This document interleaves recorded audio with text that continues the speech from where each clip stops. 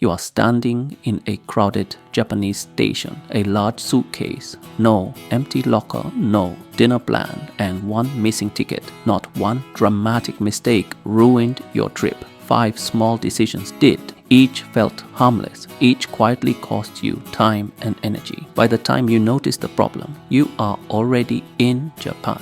Here is what you should decide before Japan decides it for you. At the end, 3 rules that help prevent all 5 regrets. Number 5 is one reason the first 4 are so easy to miss. Decision number 1. How many places to include? On a map, Japan looks efficient. Tokyo to Kyoto is fast. Kyoto to Osaka is easy. Nara looks close. Hiroshima looks possible. And Mount Fuji feels like one more stop. But maps measure distance. They do not measure friction.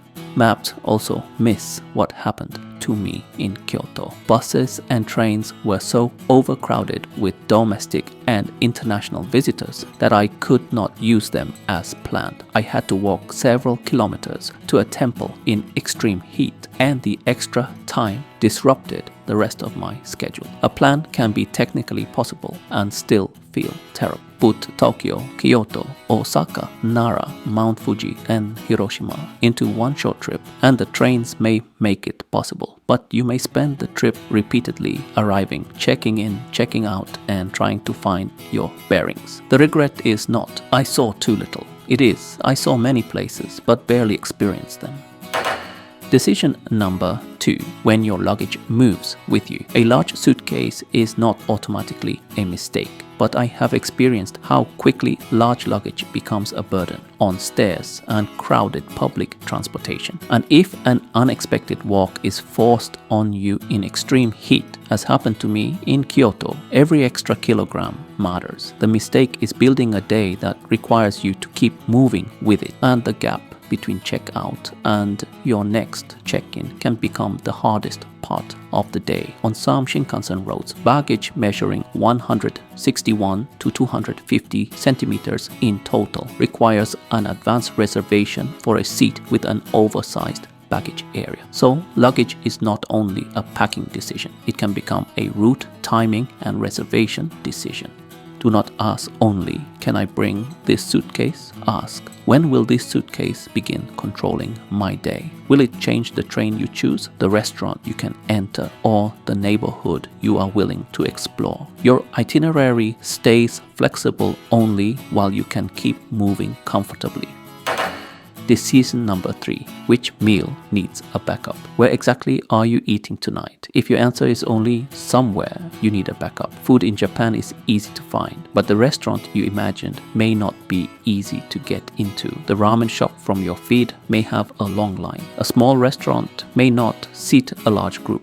A popular place may require a reservation. Close earlier than expected or stop taking orders before closing. I have sometimes waited outside in extreme heat for a restaurant I really wanted to try, but that can create a real heat stroke risk. To avoid losing more time searching when a place is full, I choose up to 3 backup options in advance. You do not need to reserve every meal, but know which meal matters, which place has a backup, and when you will stop walking and start eating. When food, rest, and bathroom breaks are left to whenever, small delays begin pushing every later plan. Do not make hunger the decision maker. The regret is not Japan had no food. It is I spent the evening searching instead of eating.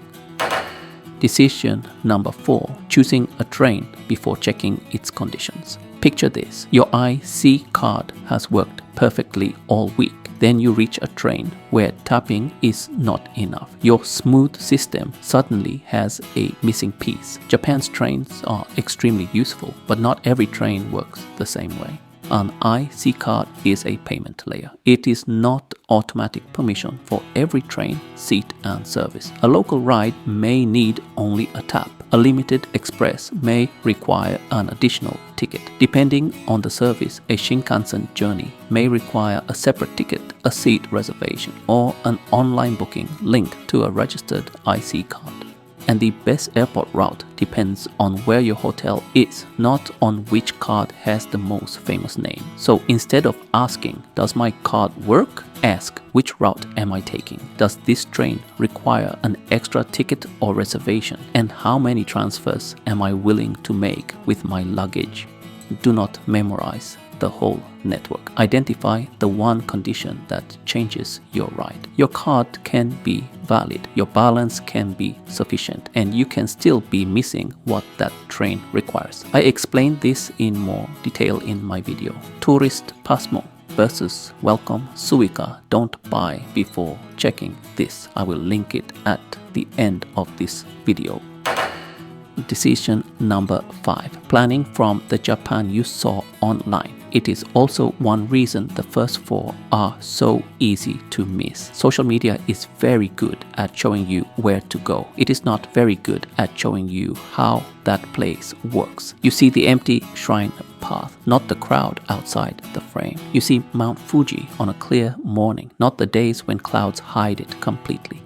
You see the beautiful cafe, not the reservation system, the queue or the travel time. And you see a clean city, not the moment you carry your rubbish because the nearest bin is not where you expected. I sometimes hear from friends and colleagues that places trending on social media turned out to be disappointing, but the places themselves are not necessarily to blame. The problem is often the expectation created by the feed. This does not mean social media is false. It means social media is an invitation, not an operating manual. Use it to discover places, then verify the conditions somewhere outside the feed. If your itinerary, packing decisions, restaurant list, and train assumptions were built only from what you saw online, the missing conditions stayed outside the frame. But your trip happens outside the frame. Social media shows you the destination. It does not show you the conditions. So how do you reduce these regrets? Use 3 rules. Move less than you think. Carry less than you can. Decide the hard parts first. Reduce unnecessary cities and major stops. One place enjoyed at a relaxed pace is often worth more than 3 places reached exhausted. Move only what you can handle comfortably through stations, transfers, and bad weather. Confirm your airport route, large luggage plan, major train journeys, and important reservations before you arrive.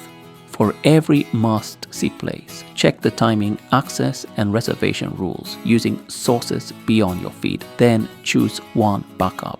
Keep one escape plan for heavy rain, extreme heat, or simple exhaustion. Then leave the easy parts flexible, a convenience store stop, a neighborhood walk, an unplanned cafe, or one extra attraction when you still have time and energy. A good Japan trip has fewer points of failure.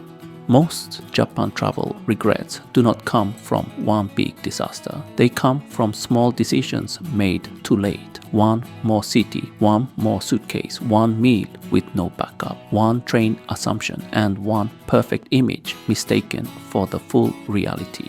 You do not need to control every minute of Japan. You only need to decide the parts that can control you. Once you understand the logic behind these mistakes, Japan becomes much easier to enjoy. Which of these 5 would be hardest for you to avoid? Tell me in the comments. And if you are planning your first Japan trip, watch this video next. It will help you avoid even more regret. 日本からヒロがお届けしました。またお会いしましょう。